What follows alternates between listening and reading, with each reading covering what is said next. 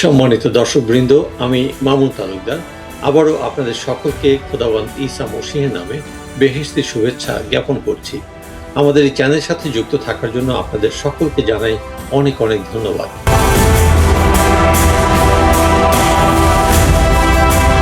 প্রিয় বন্ধুরা, আপনারা কি বনি ইসরায়েল জাতির নাম শুনেছেন? তাদের উৎপত্তি কিভাবে হয়েছিল তা কি আপনারা জানেন? বনি ইসরায়েল জাতির সঙ্গে হযরত ইয়াকুব আলাইহিস সালাম ও তার 12 জন পুত্রের কি সম্পর্ক রয়েছে তাও কি আপনারা জানেন? আজ আমরা তৌরাত শরীফ থেকে হযরত ইয়াকুব আলাইহিস সালাম ও তার 12 জন ছেলে সম্পর্কে কিছু শেখার চেষ্টা করব এবং তাদের সঙ্গে বনি ইসরায়েল জাতির কি সম্পর্ক রয়েছে তাও উদ্ঘাটন করার চেষ্টা করব। তাওরাতের পাশাপাশি কুরআনের সূরা ইউসুফেও 12 নম্বর সূরাতেও নবী ইয়াকুব ও তার এই 12 জন ছেলের কথা উল্লেখ করা হয়েছে। বন্ধুরা, মনে রাখবেন, ইয়াকুব আলাইহিস সালাম ছিলেন নবী ইব্রাহিম আলাইহিস সালামের নাতি, মানে হযরত ইসহাক আলাইহিস সালামের ছেলে। শতবর্ষী ইব্রাহিম আলাইহিস সালাম ও তার স্ত্রী বৃদ্ধা সারা যখন নিঃসন্তান থাকার হাহাকারে মনে কষ্ট পাচ্ছিলেন, যখন তাদের সন্তান হবার কোনো সম্ভাবনাই ছিল না, তখন সর্বশক্তিমান মাবুদ আল্লাহ তাদেরকে এক আশার বাণী দিয়েছিলেন। তিনি তাদেরকে ইসহাক আলাইহিস সালামকে পুত্র সন্তান হিসাবে দেয়ার প্রতিজ্ঞা করেছিলেন। কুরআনের সূরা আস-সাফফাত 37 নম্বর সূরার 112 আয়াতেও এই প্রতিজ্ঞাত সন্তান ইসহাক আলাইহিস সালামের সুসংবাদ উল্লেখ করা আছে। দেখুন, তৌরাত শরীফের পয়দাশ সিপারার 21 রুকুর 1 থেকে 5 আয়াতে লেখা আছে, মাবুদ তার কথা মতোই সারার দিকে মনোযোগ দিলেন এবং তিনি তার জন্য যা করবেন বলে ওয়াদা করেছিলেন তা করলেন। এতে সারা গর্ভবতী হলেন। ইব্রাহিমের বুড়ো বয়সে সারার গর্ভে তার ছেলের জন্ম হলো। আল্লাহ যে সময়ের কথা বলেছিলেন সেই সময়েই তার জন্ম হলো। ইব্রাহিম সারার গর্ভের এই সন্তানের নাম রাখলেন ইসহাক। আল্লাহর হুকুম অনুসারে ইব্রাহিম 8 দিনের দিন তার ছেলের খতনা করালেন। ইব্রাহিমের বয়স যখন 100 বছর, তখন তার ছেলে ইসহাকের জন্ম হয়েছিল। বন্ধুরা, বুঝতেই পারছেন ইব্রাহিম আলাইহিস সালাম ও তার স্ত্রী বিবি সারা ইসহাককে নিজেদের ঔরসজাত সন্তান পেয়ে কতটা খুশি হয়েছিলেন। মনে রাখবেন, তাদের সেই আনন্দ ছিল একটি মহান গল্পের শুরু মাত্র। কারণ পরে ইব্রাহিম আলাইহিস সালামের পুত্র এই ইসহাক আলাইহিস সালামের ঘরেই জন্ম নিয়েছিল দুজন যমজ পুত্র, এসৌ আলাইহিস সালাম ও ইয়াকুব আলাইহিস সালাম। পয়দাশ সিপারার 27 রুকু পাঠ করলে দেখা যায় যে ইয়াকুব আলাইহিস সালামের পরিবার কোনো নিখুঁত পরিবার ছিল না। ইয়াকুব আলাইহিস সালাম নিজেই তরুণ বয়সে তার যমজ ভাই এসৌ আলাইহিস সালামকে ধোঁকা দিয়েছিলেন। ইয়াকুব আলাইহিস সালামের ছেলেরাও তাদের ভাই ইউসুফ আলাইহিস সালামকে কুয়ায় ফেলে দিয়েছিল এবং পরে মিদিয়নীয় বণিকদের কাছে বিক্রি করে দিয়েছিল। পরে তারা তাদের বাবা ইয়াকুব আলাইহিস সালামের কাছে এসে ইউসুফকে হিংস্র প্রাণী খেয়ে ফেলেছে বলে মিথ্যা কথাও বলেছিল। কুরআনের সূরা ইউসুফে 12 নম্বর সূরাতে এই ঘটনার বিস্তারিতভাবে বর্ণনা দেয়া হয়েছে। কিন্তু এত অন্যায়ের পরেও আল্লাহ পাক ইয়াকুব আলাইহিস সালাম ও তার পরিবারকে ত্যাগ করেননি, বরঞ্চ সংশোধন ও পরীক্ষার মাধ্যমে তাদেরকে ব্যবহার করেছেন।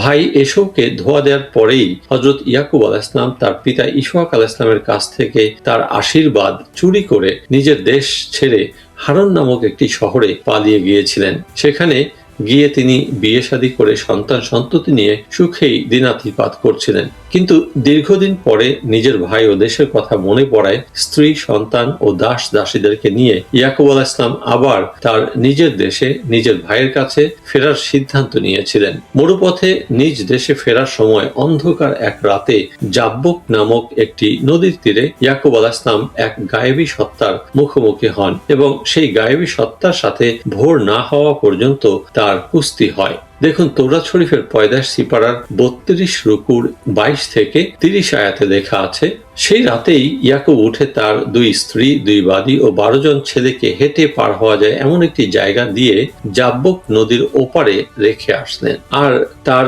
যা কিছু ছিল সেই সবও তাদের সঙ্গে পাঠিয়ে দিলেন। তাতে ইয়াকুব একাই রয়ে গেলেন। তখন একজন লোক এসে ভোর না হওয়া পর্যন্ত তার সঙ্গে কুস্তি করলেন। সেই লোকটি যখন দেখলেন যে তিনি ইয়াকুবকে হারাতে পারছেন না, তখন কুস্তি চলবার সময় তিনি ইয়াকুবের রানের জোড়ায় আঘাত করলেন, যাতে তার রানের হাড় ঠিক জায়গা থেকে সরে গেল।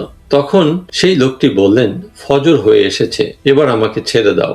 ইয়াকুব বললেন, আমাকে দোয়া না করা পর্যন্ত আমি আপনাকে ছাড়বো না। লোকটি বললেন, তোমার নাম কি? তিনি বললেন, আমার নাম ইয়াকুব।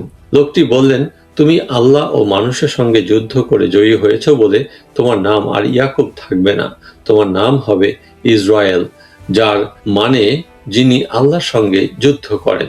ইয়াকুব তাকে ডেকে বললেন, মিনতি করি, আপনি বলুন আপনার নাম কি? তিনি বললেন, তুমি আমার নাম জিজ্ঞাসা করছো কেন?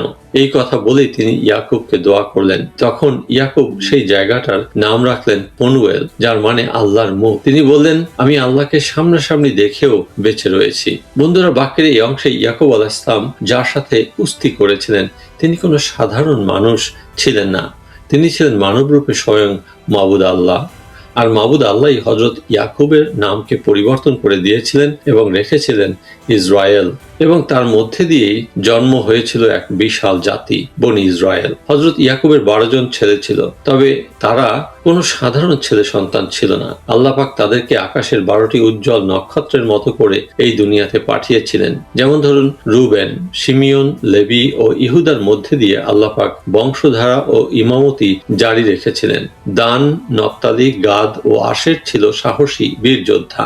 ইসাখর ও সবুলন ছিল মেহনত, রিজিক ও বরকতের প্রতীক। আর ইউসুফ ও বেঞ্জামিনের মধ্যে দিয়ে আল্লাহ পাক মিশর দেশে বনি ইসরায়েলদেরকে দুর্ভিক্ষের হাত থেকে রক্ষা করেছিলেন। এভাবেই পয়দাশ সিপারার 12 উপর 2 আয়াতে ইব্রাহিম আলাইহিস সালামকে করা মাবুদ আল্লাহর ভবিষ্যৎবাণীর পূর্ণতা সফল হয়েছিল, যেখানে মাবুদ আল্লাহ বলেছিলেন, তোমার মধ্য থেকেই আমি একটি মহান জাতির সৃষ্টি করব।